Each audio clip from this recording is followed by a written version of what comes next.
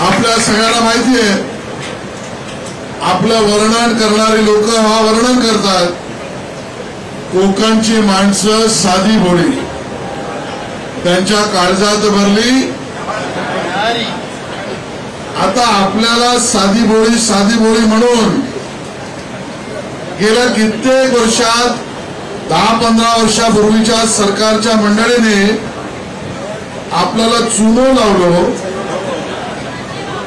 आणि चुनो लावून सांगितलं काय,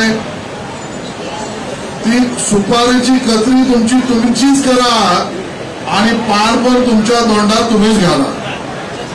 पण आता आम्ही साधी भोळी राहिलोय नाही, आम्ही तेवढी साधी भोळी राहिलोय नाही. आणि म्हणून आमच्या लोकांनी ठरवल्यान आणि पियुष गोयलाक सांगितल्यान की तुका ट्रेन सुरू करूक लागतली.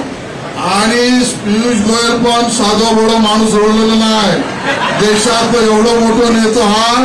त्याने मला सांगितलं मी करतोय. मी त्याला म्हटलंय बघ कोकणी माणसाक सांगतोय मी, तू बोलतलच आणि मग उद्या काय करतलच तर ती शाळी. पण आज आनंद आपला इतका जरूर शिंगू आला की पियुष गोयलान सांगितल्या आणि केल्या.